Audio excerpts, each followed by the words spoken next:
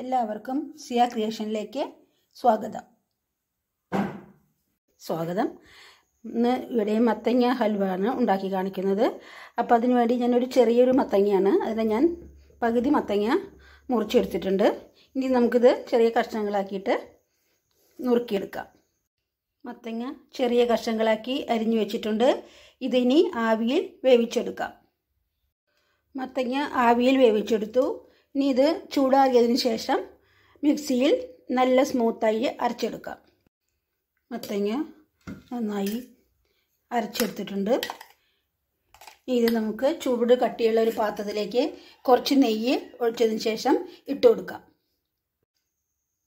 ചൂട് കട്ടിയുള്ള പാത്രം നന്നായി ചൂടായി തുടങ്ങി. അതിലേക്ക് കുറച്ച് നെയ്യ് ഇട്ട് കൊടുക്കാം.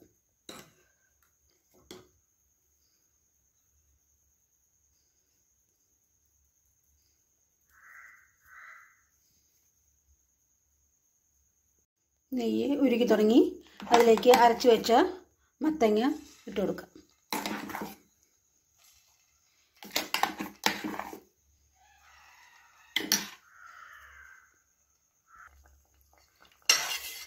അരച്ചു വെച്ച മത്തങ്ങ മുഴുവനും ഇട്ട് കൊടുത്തു. ഇനി നന്നായി ഇളക്കിക്കൊണ്ടിരിക്കണം.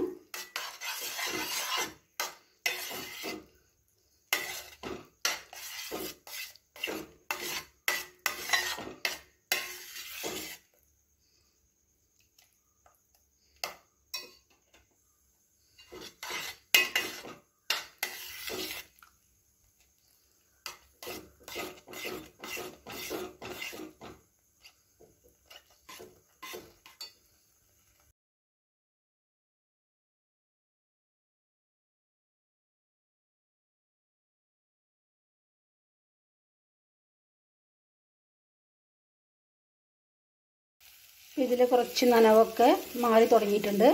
ഈ സമയത്ത് പഞ്ചസാര ഇട്ട് കൊടുക്കാം.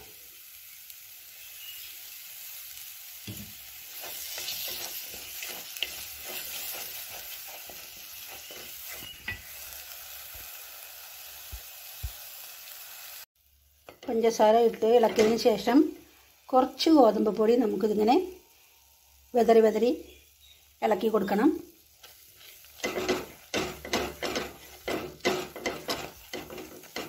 കട്ട കെട്ടാതെ ഇട്ട് കൊടുക്കണം. ഏകദേശം ഒരു 2 ടീസ്പൂണോളം ഇട്ട് കൊടുക്കേണ്ടി വരും.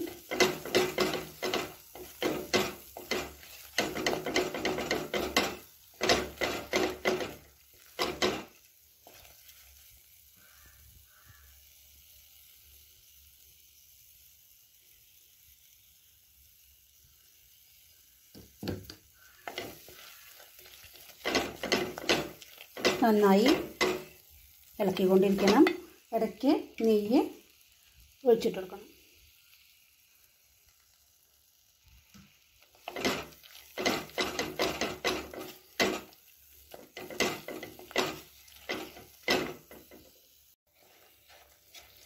ഇപ്പോൾ ഏകദേശം സൈഡിൽ നിന്നൊക്കെ ഇത് വിട്ടുപോയി തുടങ്ങിയിട്ടുണ്ട്.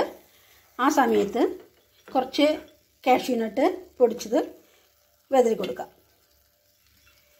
അപ്പോൾ ഇനിയും കൂടി നെയ്യ് തെളിഞ്ഞ് വരുന്നവരെ നമുക്കിത് ഇളക്കിക്കൊണ്ടിരിക്കണം. ആ സമയം കൊണ്ട് ഈ കാഷ്യൂ പാകമായിട്ട് കിട്ടുകയും ചെയ്യും.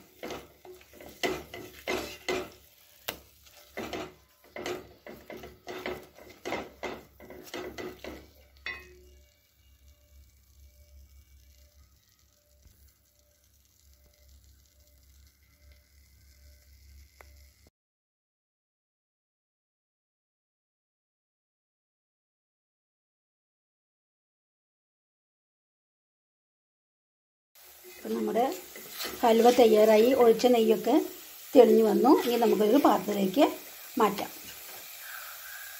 ഇത് ചെറിയ പ്ലേറ്റിലേക്ക് മാറ്റി വെച്ചിട്ടുണ്ട്. ചൂടാറിയതിന് ശേഷം ചെറിയ കഷ്ണങ്ങളാക്കി മുറിച്ചെടുക്കാം. അപ്പം നെയ്യ് കൂടുതൽ ഒഴിച്ചു വിചാരിച്ചിട്ട് പ്രശ്നമൊന്നുമില്ല. കാരണം നെയ്യ് ഇത് നമ്മൾ ഒഴിച്ച നെയ്യ് പാത്രത്തിലേക്ക് എടുക്കും. നമുക്ക് നെയ്യില്ലാതെ തന്നെ അത് എടുത്തിട്ട് ചൂടാറാനായിട്ട് വയ്ക്കാം. ചൂടാറിയതിന് ശേഷം ചെറിയ പീസാക്കി മുറിച്ച് വെച്ചിട്ടുണ്ട്. അപ്പോൾ ഇതെല്ലാവരും ഒന്ന് ട്രൈ ചെയ്ത് നോക്കണം. Okay, by.